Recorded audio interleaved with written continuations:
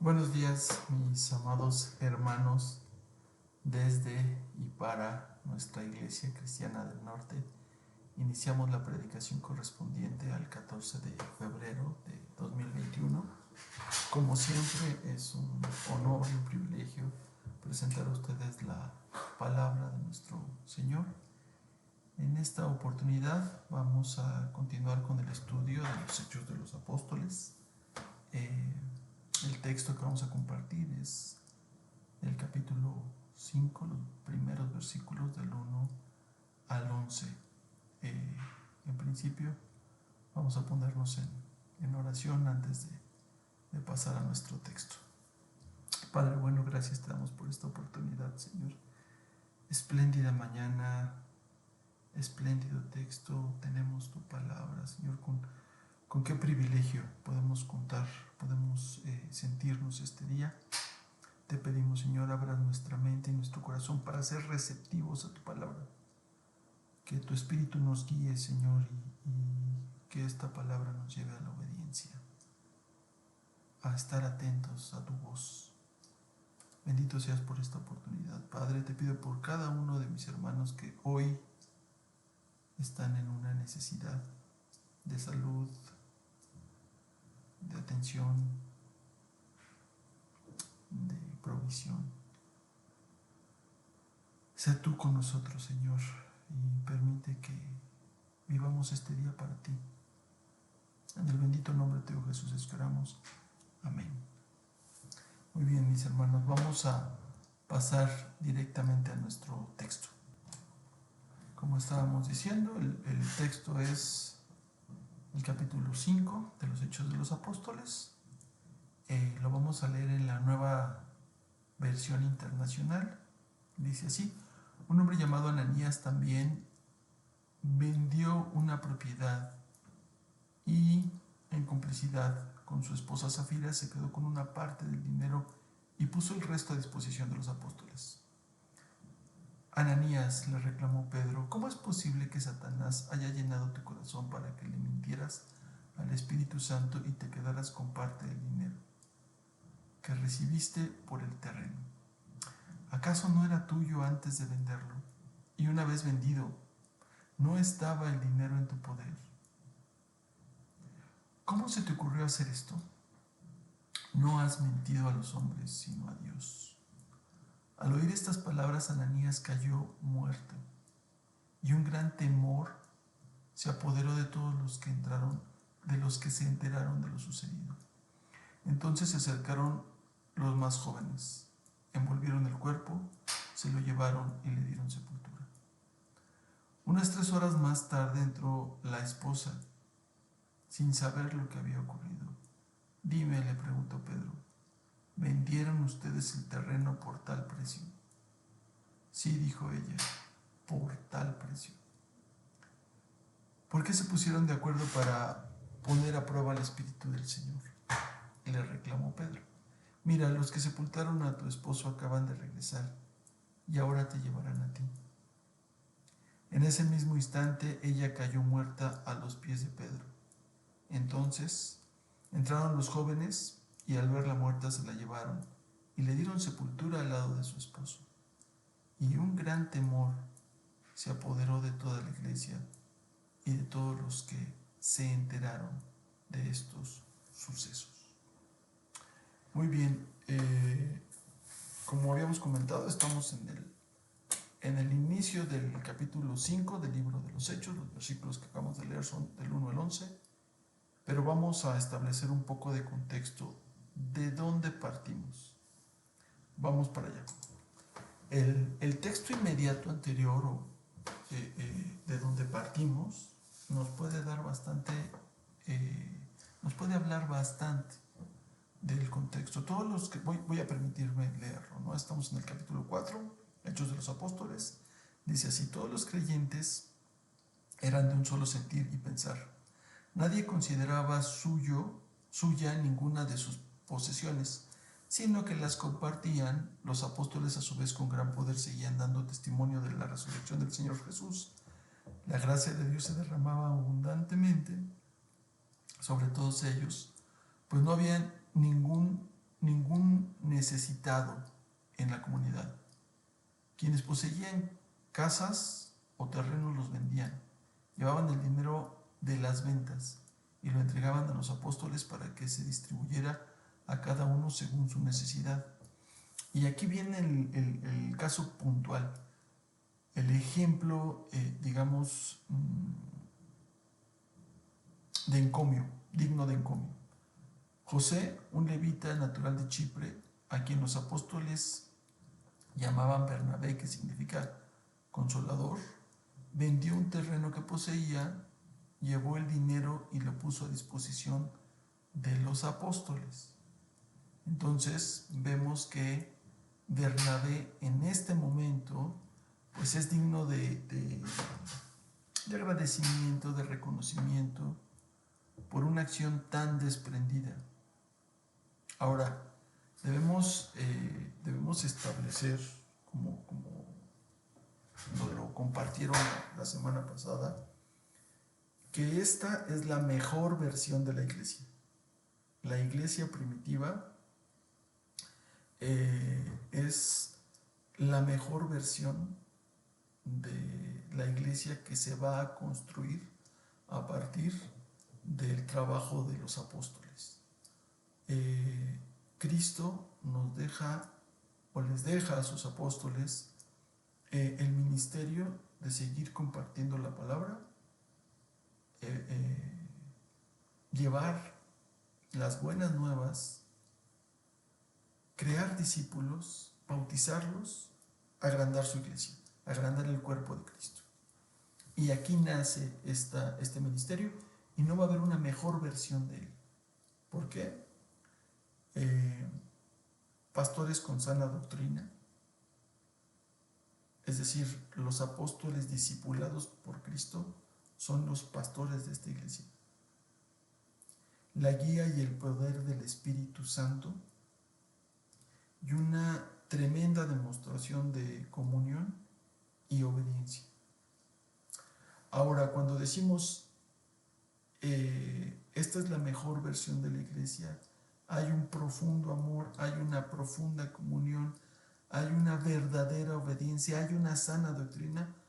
No queremos con esto darle un término, permítanme la palabra, un toque de romanticismo. Estamos en la mejor versión de la iglesia, sin embargo, esta iglesia, como cualquier iglesia, va a tener que enfrentar sus problemas, va a tener que madurar, va a tener que trabajar, va a tener que llevar a cabo su obra sin que esto tenga que ser fácil. Vamos a verlo, vamos a profundizar en estos aspectos porque debemos pensar que la iglesia está conformada por cristianos que tienen defectos. Por lo tanto, la iglesia tiene que tener paciencia, tiene que saber cómo manejar a cada uno de sus miembros. Vamos a verlo en profundidad. No hay una mejor versión de lo que será la iglesia del Señor que esta iglesia primitiva. Y lo vamos a ver más adelante. Vamos a tocar el texto de Apocalipsis 1:12, donde se está haciendo una evaluación de las iglesias de Asia. Continuemos con nuestro texto. Bueno, continuando con nuestro texto, en los versículos 1 y 2 dice así: un hombre llamado Ananías también vendió una propiedad y en complicidad con su esposa Zafira se quedó con parte del dinero y puso el resto a disposición de los apóstoles. En este texto la palabra clave es también. ¿Por qué? Porque Ananías y Zafira también querían disfrutar del reconocimiento que estaba teniendo en ese momento Bernabé. Ahora, esto es muy humano, esto es una condición eh, muy común dentro de nosotros, pero el punto aquí es que si notamos un poco el contexto de su cultura, pues ellos estaban acostumbrados a que sus autoridades, a que las personas ricas que ofrendaban, pues tocaran trompeta y se notara la cantidad y lo bondadosos y lo desprendidos que eran. Sin embargo, como ya comentamos, ellos están siendo doctrinados con la mejor doctrina, con las palabras que fueron enseñadas directamente por Jesucristo, ¿no? Ellos están siendo enseñados y sin embargo cometen el pecado de la apariencia.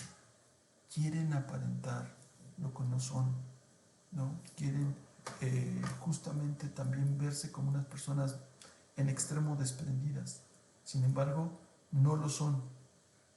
¿Y cómo vemos este pecado de la apariencia? En principio, ya había sido señalado por nuestro Señor Jesucristo en Mateo 6, 1 al 4, les enseña a sus apóstoles, miren bien que cuando ustedes ofrenden, nadie se entere, porque si lo hacen para que los hombres lo vean, entonces su Padre no los recompensará. Pero si lo hacen con la intención de agradar a su Padre, entonces no es necesario que nadie los alabe por ello. Pecado de la apariencia, pecado por apariencia. Oye, ¿es malo ofrendar? ¿Es malo ofrendar generosamente? No. Pero es malo aparentar algo que no somos. Y muchas veces la ofrenda nos puede llevar a ese tipo de pecados. Pero no solamente la ofrenda. Hay muchas actitudes dentro de nuestra iglesia o muchas actitudes que llevamos a cabo dentro de nuestra iglesia que nos lleva a aparentar ser más espirituales de lo que realmente somos. Entonces debemos tener mucho cuidado con pecar por querer aparentar. Dios nos ama tan pecadores como fuimos encontrados y así nos trajo a su iglesia. Y lo que Él espera es que en su iglesia comencemos un camino de transformación, no un camino de apariencia. Entonces, mucho cuidado debemos de tener con tratar de aparentar lo que no somos. En principio, este es el primer punto que podríamos destacar. El siguiente punto que debemos destacar es pecar por seguridad. Oye, ¿es malo que te quedes con una parte de tu dinero y que la ahorres y que vayas generando algún tipo de seguridad? No, Proverbios 6, del 6 al 8 nos pone el ejemplo de la hormiga, ¿no?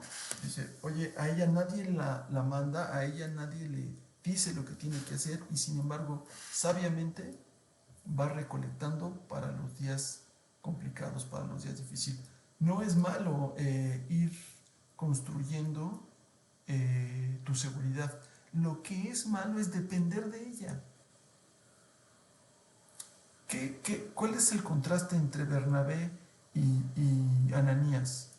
Bernabé se desprende de su propiedad y la entrega confiado de que Dios va a proveer, la entrega sabiendo que está cubriendo una necesidad específica que es requerida por su iglesia. Y confía en la providencia y el control de Dios.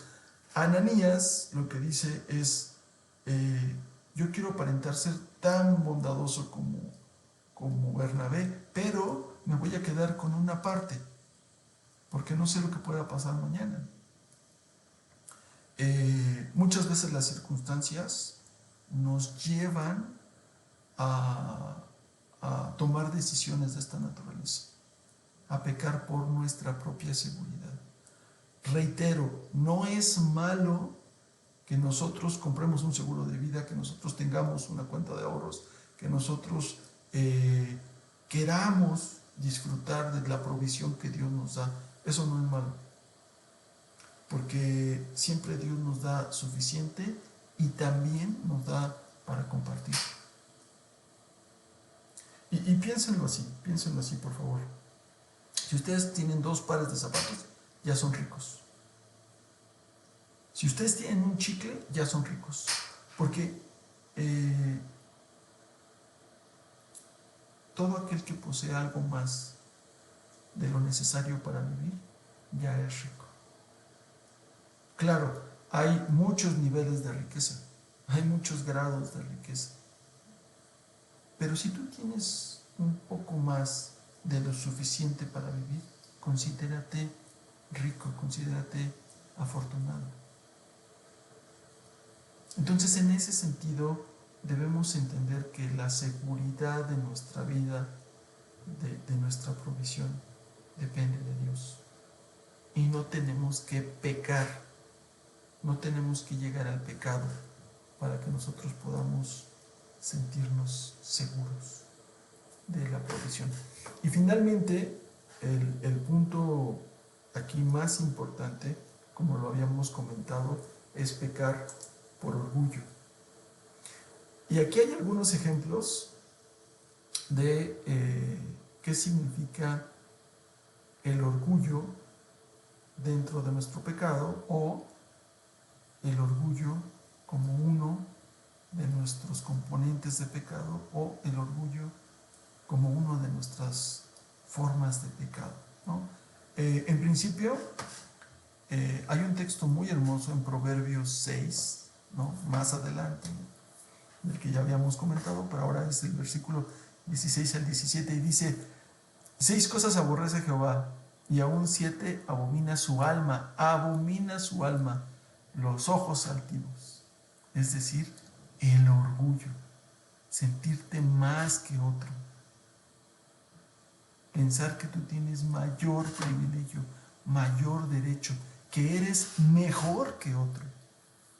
Lo voy a volver a repetir. Proverbios 6, 16, 17 dice: 6 cosas aborrece Jehová, y aún 7 abomina su alma, los ojos altivos. Es la primera de ellas.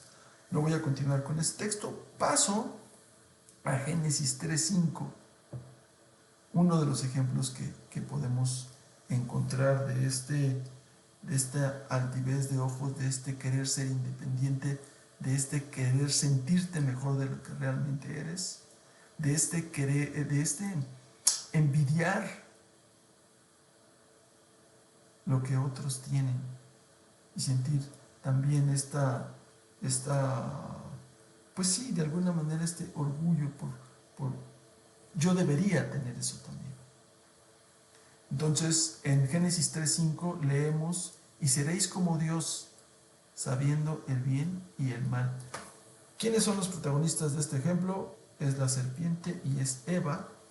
Posteriormente, Adán compartirá esta sensación de querer ser como Dios, de merecer saber lo que Dios sabe. Y esta provocación a la postre terminaría llevándolos a pecar. En Isaías 14 leemos: ¿cómo caíste del cielo, oh lucero, hijo de la mañana? Cortado fuiste por tierra, tú que debilitas a las naciones, tú que decías en tu corazón: subiré al cielo en lo alto, junto a las estrellas de Dios. Levantaré mi trono y en el monte del testimonio me sentaré, a los lados del norte, y sobre las alturas de las nubes subiré y seré semejante al Altísimo. Mas tú derribado eres hasta el Seol, a los lados del abismo. Impresionante texto en Isaías, impresionante. ¿De quién estamos hablando? ¿De quién viene este ejemplo? De Lucifer, de Satanás. Él que tenía una posición de alta estima dentro de los ángeles de Dios, cae provocado por su orgullo. El orgullo, un pecado que Dios abomina.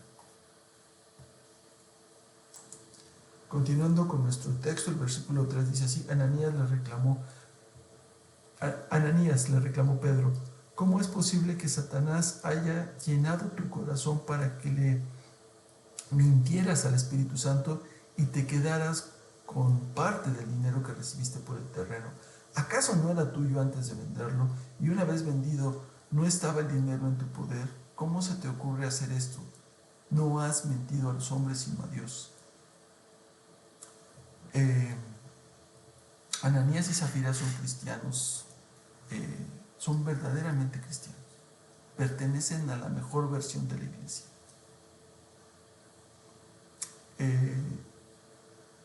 Esta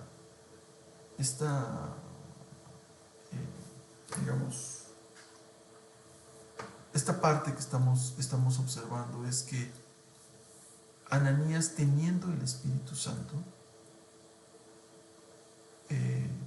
siendo guiado por el Espíritu Santo, miente al Espíritu Santo. Ananías es un verdadero cristiano que está pasando por un pecado tremendo de orgullo y pacta y asocia a su esposa con este pecado. Sin embargo, ambos, Ananías y Zafira, tenían el Espíritu Santo y sin embargo están pecando profundamente. ¿Cómo sabemos que tienen el Espíritu Santo? Bueno, Pablo nos lo dice en su carta a los Corintios: somos el templo del Espíritu Santo. Nos lo reitera en Efesios 2, del 21 al 22. Somos parte del cuerpo de Cristo, de la iglesia que se está conformando. Pero como ya lo habíamos mencionado y como lo vimos en el segmento anterior, en la iglesia existen verdaderos cristianos, hermanos que poseen el Espíritu Santo y sin embargo pecan y sin embargo hacen que la iglesia no sea perfecta.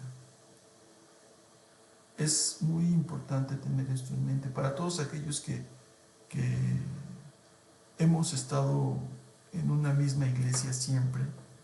Pues nos gusta pertenecer a una familia que es nuestra iglesia, pero hay muchos de nuestros hermanos que andan buscando de una iglesia en otra a ver dónde encuentran la iglesia perfecta, y esta no existe. Ya hemos comentado anteriormente, cuando un cristiano nace a la nueva vida, nace dentro de una comunidad, nace dentro de una iglesia local, nace acompañado. Esa es la esencia de la cristiandad. Ya no estás más solo. Ahora tienes una familia que son el resto de los hijos de Dios. Pero esta familia está compuesta de pecadores que no son perfectos, como cualquier familia no es perfecta. Y aquí mostramos que Ananías y Zafira son verdaderos hijos de Dios, que tienen al Espíritu Santo y están mintiendo al Espíritu Santo. ¿Cuál es el punto aquí importante? Debemos de tener cuidado con nuestras acciones. Aún como cristianos maduros, debemos siempre tener mucho cuidado con nuestras acciones. ¿Por qué? Porque Satanás va a usar la mentalidad del mundo, la influencia del mundo, para tentar a todo cristiano. Lo repito,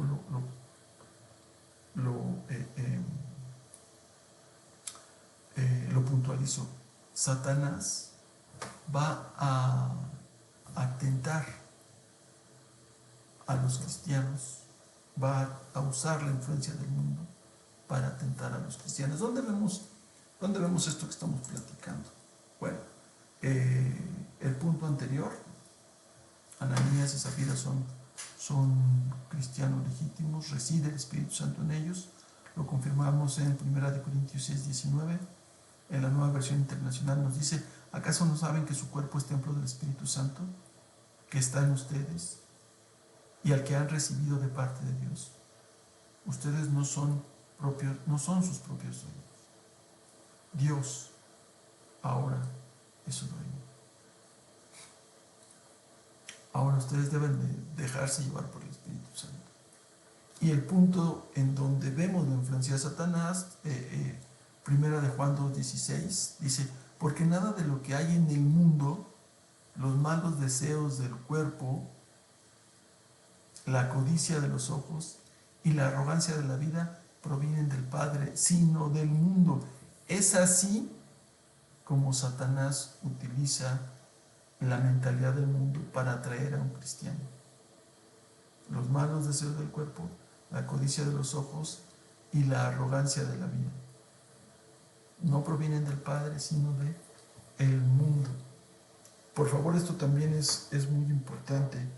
Debemos estar atentos cuando somos influenciados por el mundo para hacer una u otra cosa.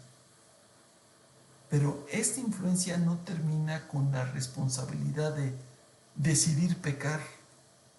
Cada uno de nosotros es responsable de su pecado. Cada uno de nosotros al final, ahí está ya el texto de 1 de Juan 2:16, cada uno al final tendrá que luchar con esa influencia del mundo y decidir si ha de pecar o no. En Gálatas 5:16, Pablo nuevamente nos dice esto. Así que les digo, vivan por el Espíritu y no sigan los deseos de la naturaleza pecaminosa.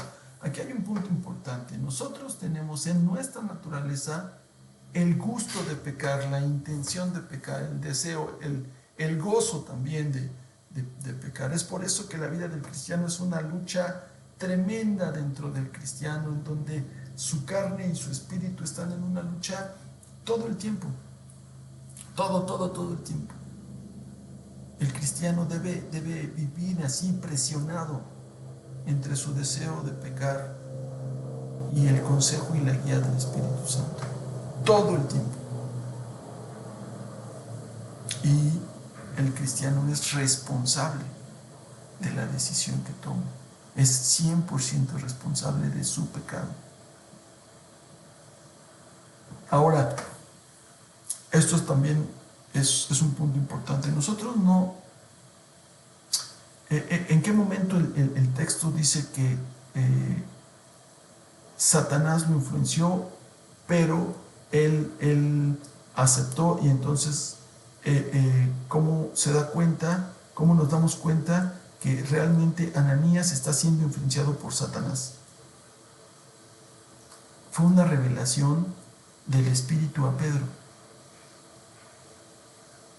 Hoy eso lo podemos aplicar a nuestra vida. ¿Puedo saber en qué momento Satanás me está influenciando o en qué momento es mi carnalidad la que me está llevando a pecar? La respuesta es no sabemos.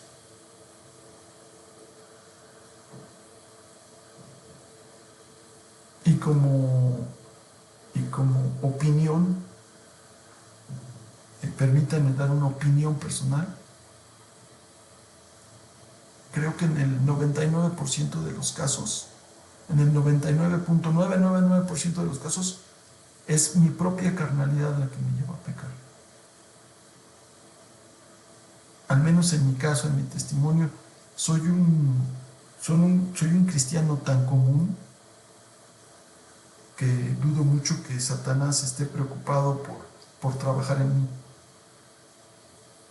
Porque también tengamos esta realidad. Satanás no es omnisciente, ni omnipresente, ni todopoderoso. Entonces tiene que seleccionar a las personas clave dentro de sus propósitos. Seguramente yo no lo soy. Entonces el 99.999% de mi pecado lo he construido por mi propio deseo, por mi propia carnalidad, por la forma tan fácil que me dejo influenciar por el mundo. Es muy, muy importante que nosotros estemos alertas respecto a la decisión que cada día, que cada instante debemos de tomar respecto a la obediencia al Espíritu Santo. Vamos con nuestro siguiente texto. Al oír estas palabras, Ananías cayó muerto, y un gran temor se apoderó de todos los que entraron, de todos los que se enteraron de lo sucedido. Entonces se acercaron los más jóvenes, envolvieron el cuerpo, se lo llevaron y le dieron sepultura. Unas 3 horas más tarde entró la esposa sin saber lo que había ocurrido. Le preguntó Pedro: ¿vendieron ustedes el terreno por tal precio? Sí, dijo ella, por tal precio. ¿Por qué se pusieron de acuerdo para poner a prueba al Espíritu del Señor?, le reclamó Pedro. Mira, los que sepultaron a tu esposo acaban de regresar y ahora te llevarán a ti. ¿Qué es lo que estamos viendo en este momento? Y muchas personas podrían escandalizarse de el fin que tienen Ananías y Zafira, ¿no? Muchas personas podrían decir: bueno, pero es que fue un error, tal vez no tenían una mala intención. Sin embargo, debemos tomar en cuenta que el Señor castiga severamente el pecado al inicio de un nuevo periodo de salvación. Debemos tomar en cuenta que el Señor toma muy serio el tema del pecado. Ya lo hemos platicado. Vimos en particular cómo Dios y el orgullo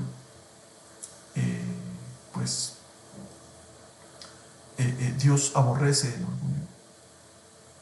Ahora, si estamos pensando que la reprimenda, que el escarmiento que Dios está estableciendo para Ananías y Zafira es elevado, le estamos dando un valor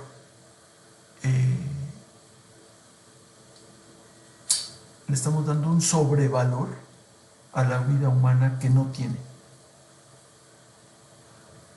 Porque lo peor que nos puede pasar no es perder esta vida física. Lo peor que nos puede pasar es vivir una eternidad separados de Dios. ¿Cuál es el castigo que están sufriendo Ananías y Zafira por su pecado? La muerte física. Ellos eran unos verdaderos cristianos que son encontrados en pecado en un momento crucial, en una siguiente fase dentro del plan de salvación de nuestro Dios. Y esto no es un hecho nuevo. La iglesia está enfrentando el ataque de Satanás en este momento. Y entonces Dios está obrando para dar un mensaje a la iglesia, para dar un mensaje de reprobación total a este tipo de conducta,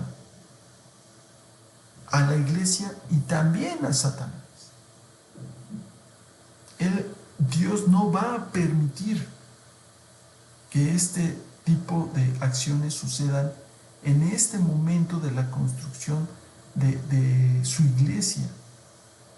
Ahora, no es el único caso en donde vemos este tipo de escarmiento impartido por Dios. Hay 2 historias que nos pueden narrar en el Antiguo Testamento la seriedad que esto implica para Dios. La primera historia, voy a tratarme de ir muy rápido, voy a tratar de sintetizar. La primera historia es Nadab y Abiú, hijos de Aarón. Inicia la institución del sacerdocio. Están haciendo una celebración de la institución del sacerdocio. Es una nueva etapa dentro del pueblo de Dios. Aarón es investido como sacerdote y él y sus hijos realizan todas las cosas tal como Dios lo ordenó. Generan los holocaustos y los sacrificios, lo ponen y lo establecen tal cual como Dios lo ordenó. Y Dios les responde como señal de aprobación, descendiendo fuego nuevo y consumiendo todo el holocausto, todo el sacrificio. Sin embargo, en esta, en esta, eh,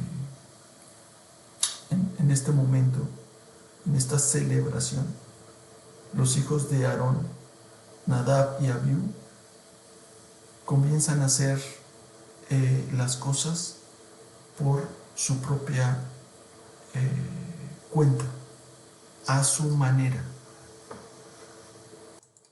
¿Qué fue lo que pasó? En la inauguración de la dispensación de la ley se presenta una desgracia. Nadab y Abiú, hijos de Aarón, tomaron cada uno su incienso y pusieron en ellos fuego, sobre el cual pusieron incienso y ofrecieron delante de Jehová fuego extraño, que él nunca les mandó. Y salió fuego delante de Jehová y los quemó y murieron delante de Jehová. Posiblemente en el calor de la celebración, los hijos de Aarón se embriagaron e intentaron hacer las cosas a su manera. Presentaron incienso en horarios no establecidos por Dios. Debía hacerlo Aarón. El fuego debía ser tomado del altar de bronce. La obediencia a Dios es superior a las buenas intenciones. La santidad de Dios no tolera el pecado de desobediencia, aun cuando sea de manera inocente. De la misma manera, al inicio de la dispensación de la gracia, Ananías y Zafira mueren. Más adelante, cuando entran a conquistar la tierra prometida, en su batalla en Jericó, salen victoriosos. Y Dios le había pedido a Josué: no tomes nada de los despojos ni del botín, continúen, yo los voy a proveer, yo los voy a fortalecer. Sin embargo, un hombre perteneciente a la tribu de Judá, Acán, al ver los despojos, siente la codicia, la necesidad de tomarlo.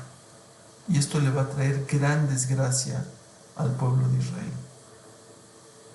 De tal forma que van a perder con el pueblo de ahí una población pequeña que ellos preveían vencer con gran facilidad.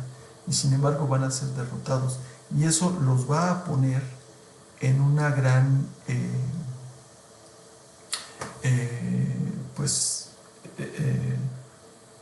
en muchísimo peligro respecto a los demás pueblos. Entonces José busca a Acán y le pide que le revele qué es lo que ha hecho. Acán le dice: vi el botín, ¿sí?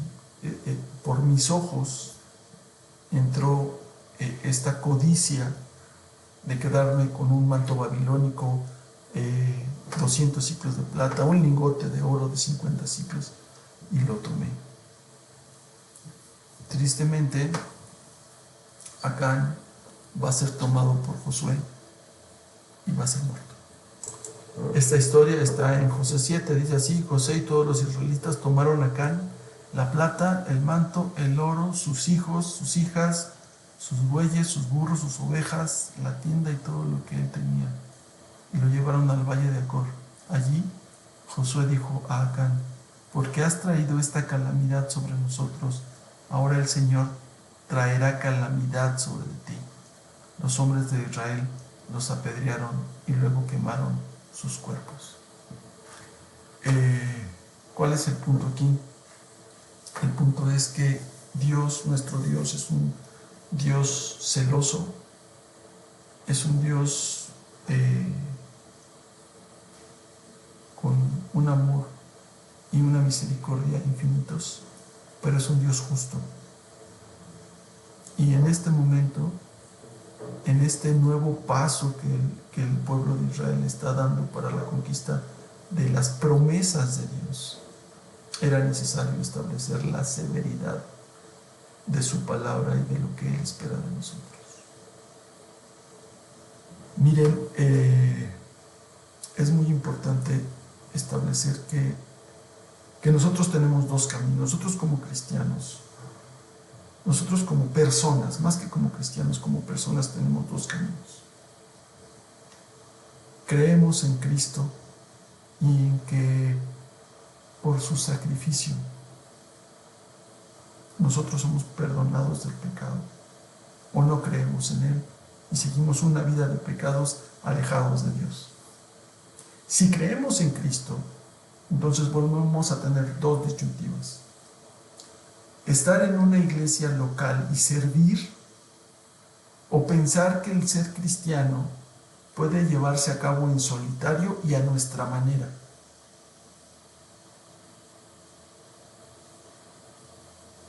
Si pensamos que ser cristiano se puede llevar a cabo en solitario y a nuestra manera, estamos en el primer caso. Es como si fuéramos una persona que no cree en Cristo y que no cree en Dios. Pero si decidimos estar en una iglesia local y obedecer a Dios, porque la constitución de una iglesia local, como lo estamos viendo, no es una cuestión de hombre, es un mandato de nuestro Señor. Porque el ser cristiano es nacer a una nueva vida en comunidad, como ya lo hemos venido repitiendo. Si decidimos servir aquí, entonces debemos tener mucho cuidado en la conducta que vamos a llevar a cabo dentro de nuestra iglesia. Debemos ser muy cuidadosos del testimonio que vamos a dar dentro y fuera de nuestra iglesia. No aparentar, confiar en la provisión de Dios, dejar nuestro orgullo. Son los pasos iniciales para poder pertenecer a esta iglesia. Y aún estando ahí, vamos a pecar. Y entonces debemos saber que tenemos que ser muy pacientes con los otros que también están pecando, pacientes con nosotros mismos, y que el Espíritu de Dios nos va a madurar para que cada día pequemos menos. Seguimos adelante con nuestro texto. Versículos 10 y 11 dicen así: en ese mismo instante ella cayó muerta a los pies de Pedro. Entonces entraron los jóvenes y al verla muerta se la llevaron y le dieron sepultura al lado de su esposo. Y un gran temor se apoderó de toda la iglesia y de todos los que se enteraron de estos sucesos. ¿Cuál es el punto aquí importante? ¿Cuál es la frase importante en ese texto? Y un gran temor se apoderó de toda la iglesia y de todos los que se enteraron de estos sucesos. Y un gran temor. El temor te motiva a no pecar. Pecar en la iglesia te expone a la severidad de Dios. El temor te motiva a no pecar, y pecar en la iglesia te expone a la severidad de Dios.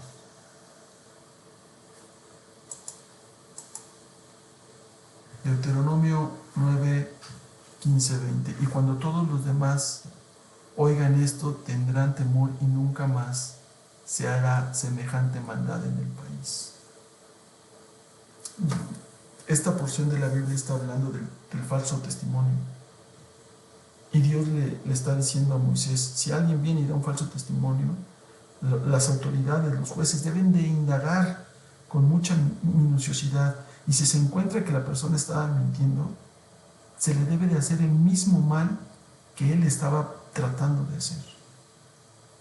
Y debe de ser arrancado del país, porque esto es maldad, y la maldad debe de salir de la nación, de los hijos de Israel, del pueblo de Dios. Primera de Timoteo 3:15, para que si tardo, sepas cómo debes conducirte en la casa de Dios, que es la iglesia de Dios viviente, columna y baluarte de la verdad. ¿Qué es lo que nos está diciendo este texto? No hay un fuero pastoral. El pastor, el anciano, el diácono deben de ser los primeros en dar un testimonio correcto de una vida santa.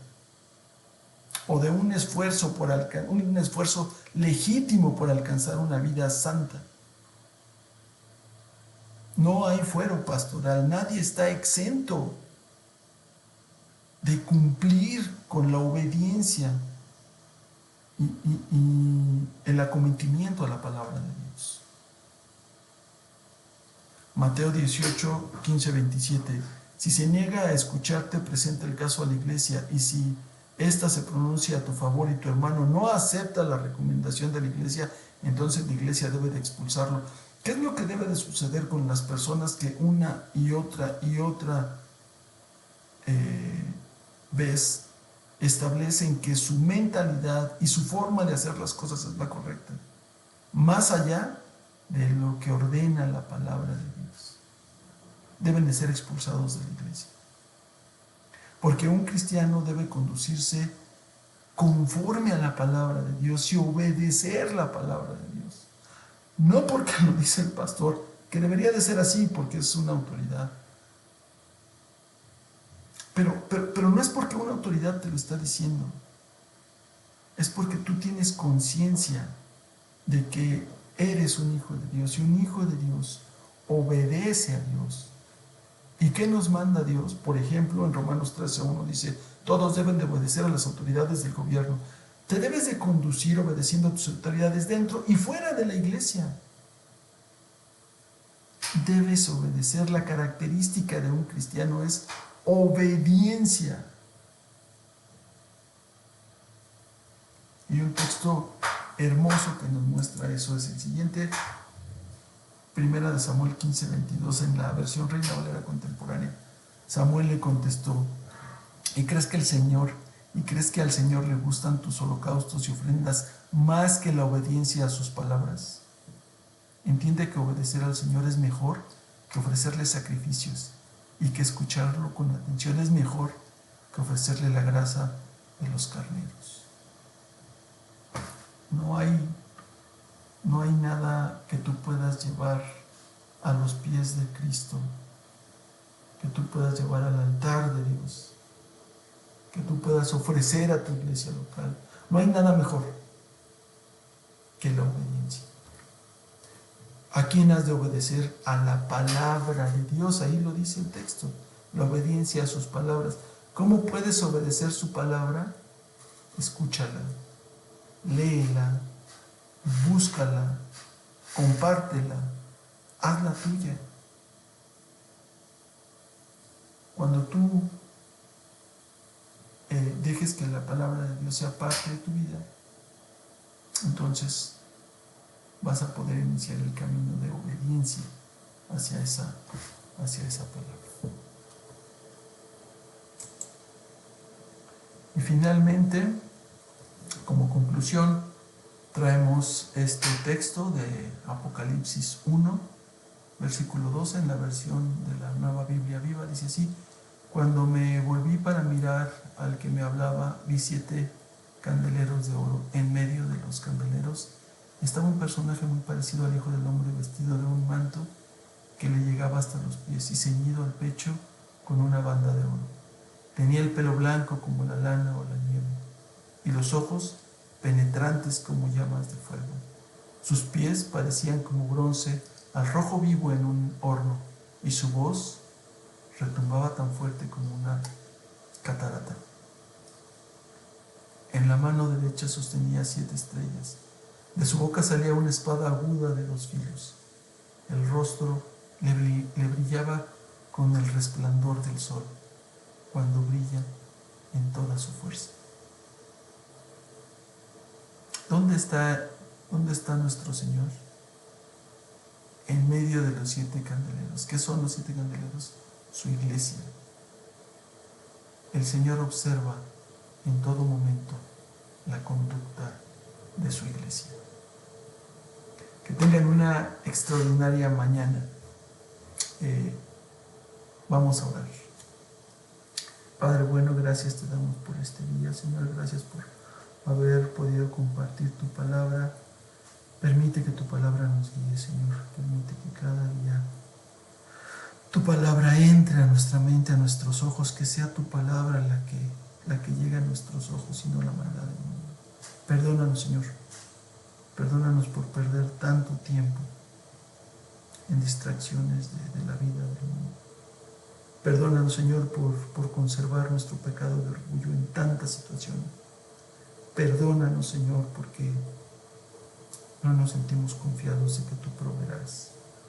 Y eso muchas veces nos lleva a pecar. No te pedimos que nos quites del mundo, Padre. Te pedimos que en nuestro corazón no haya mal y que podamos cumplir tu obra, y al cumplir tu ministerio y al obedecer tu palabra, te podamos dar gloria, Señor. Podamos con nuestros actos darte gloria, Padre. Tú ya nos lo has dado todo. Aún esta mañana nos permites conocerte. Y no importa en la situación que estemos, tú nos das este consuelo. Gracias por eso, Señor.